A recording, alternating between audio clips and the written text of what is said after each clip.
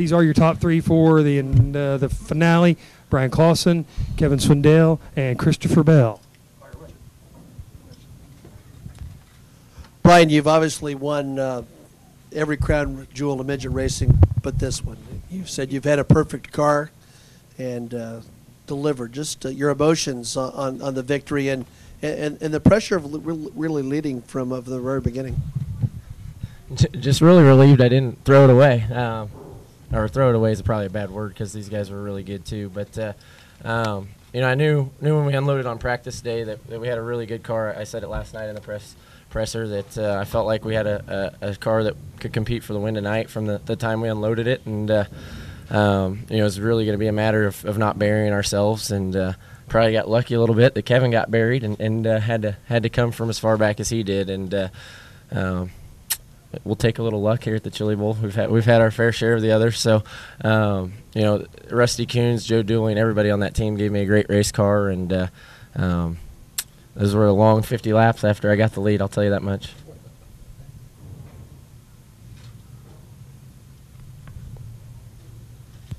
Kevin, you know we got to ask what was going on down there after the race. Take us through that incident.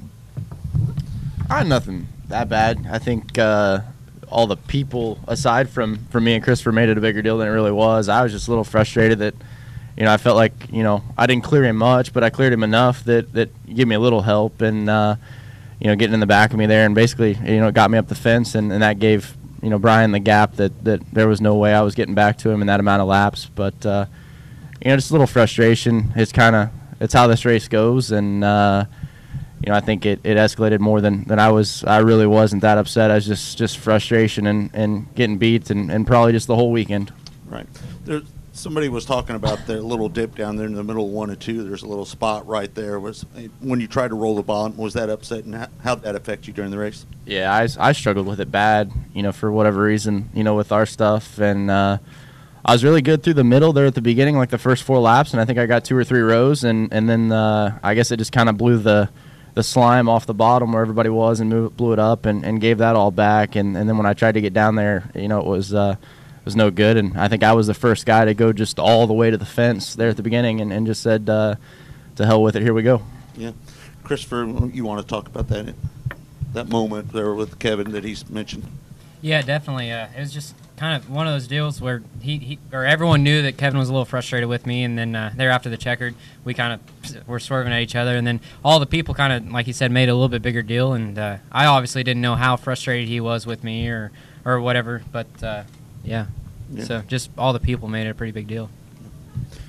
Talk about, again, that I'd like to know about you down there at the bottom. You didn't really get down there that much, but, I mean, talk about that little dip down there. It was definitely there, and actually probably helped me more than anybody because it allowed me to get under Christopher early on, and then underneath Caleb. You know, he was struggling off of 2 and got him up the racetrack, and you know, we were probably a little bit too good too soon, and I knew that. So, but we were able to roll the bottom there for a while early on, and then just kind of.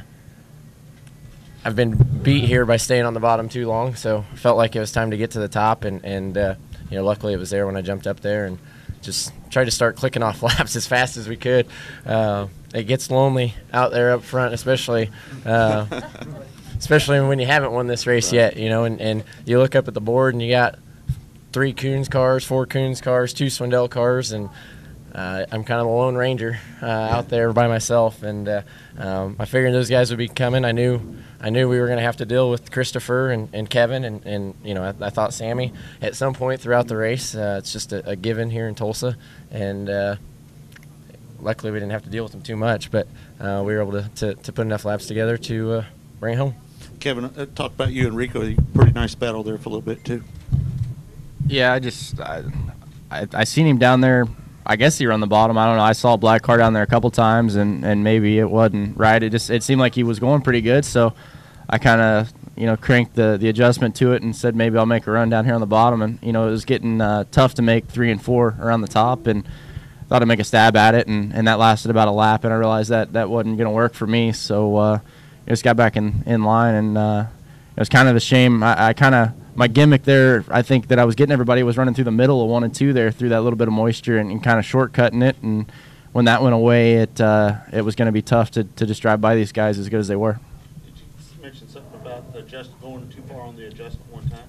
Yeah, there was one run that run I raced with Rico. I just I got it too tight, and that's kind of what I wanted it to be tighter than it was going to be for the top to run around the bottom, and I just got it too much and got it to where it ball up on the right rear too much, and as kind of sketchy as the curb was, it just it made it really tough to do. So it's probably the only guy on the racetrack that freed up at some point late in the race there. Kevin, a question for you. Obviously, disappointing to come second place, trying to tie your father. Just your emotions on, not being able to tie that record this year. And then my other question would be for you, Chris. Just talk about Oklahoma racers did pretty well. They had good pole positions. Talk about just the state of this state doing fairly well in this event this year. And I'll start with you, Kevin.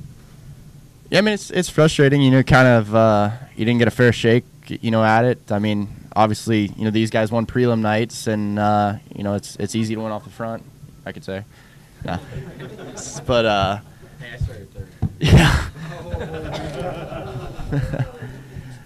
Nah, it proves how tough this race is, and I think we were really good, and I think the B proved how good we really were, and being able to get away from those guys, and just to claw back from as far down as we were, and man, my head was down, as soon as that heat race happened, and put us behind that, but there's just the fight in me was still there, I guess, enough to battle back through here, and I guess we'll come back next year and try to start another streak.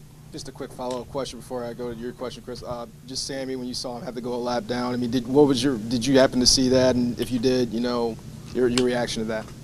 Yeah, I saw the mess happen down the back, and I don't know what completely happened. I'm not going to blame anybody. At this point, it looked like him and he was side by side with somebody there, and then Larson come off the bottom, and they all ended up in a pile, and I don't know if he did something or Kyle did something or whatever. I'll have to, go back and look at it. But, it's a shame. I'm sure his stuff was as good as mine. And, wish he would have got a fair shot to get up there with us too. Go ahead, Chris. Yeah, as far as the Oklahoma racers go, they were pretty well represented here. It looked like we were going to win the first 3 prelim nights anyway, with Beeson getting it done on Tuesday, and then looked like Chris Andrews was obviously really strong on Wednesday. Just kind of made a small mistake there, but it really is cool to be able to have the Chili Bowl in our backyard, so to speak. I mean, it's definitely the biggest midget race and probably one of the biggest races in the country. So it's awesome to be able to come out here and represent Oklahoma. Christopher, and Bryan, both of you, as I look at the upcoming season, you were the Dirt USAC champion. Bryan was the Sprint Car champion. Now we have a situation where you two might be battling, not only battling, but the crew chiefs are brothers. Talk about what that seems to spell for the rest of the year. Yeah, definitely. I mean, Bryan's gonna be tough this year, and I mean, this is his first race with the Rusty crew chief on it, so. I mean, he's going to be good this year, and I know he struggled a little bit at the beginning of 2013 and kind of let us get out there on points a little bit anyway. So I know he had a couple mechanical failures, and I was really fortunate that we didn't break very often. Yeah, it's going to be fun. We kind of we spent the last few weeks down in New Zealand together. We're getting ready to spend the next 10 days in Australia. I think we leave Tuesday or Wednesday to go down there and do some midget racing together, and it's a lot of fun. He's obviously done a great job over the last year and a half. Doesn't have a lot of time in a midget, and here he is on the podium of the Chili Bowl. So he's a great young talent. I hope to be a little better next year and beat him, but it's a lot of fun. And Rusty and Keith are I've been fortunate enough to work with them, and they're two of the best.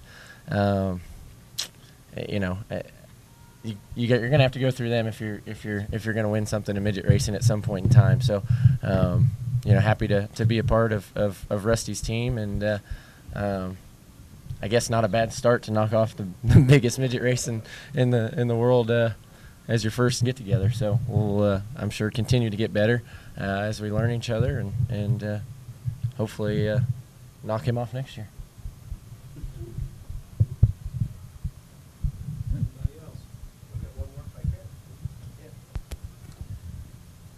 Kevin, last year, obviously, you had an opportunity to do a variety of different things with NASCAR, et cetera.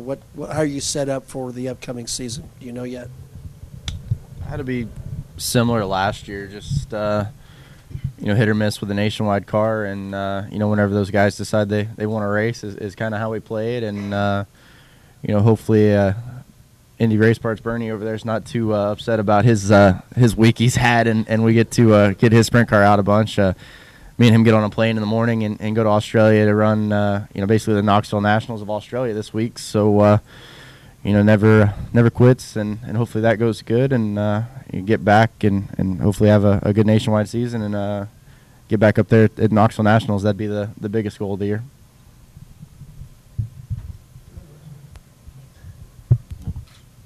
Bryan, are you running Indy this year? I wish I could say yes. We've had a few talks of with different people, but every year just continue to work on the puzzle. And last year we were close, kind of came together late, and so never say never, I guess, but not at this point.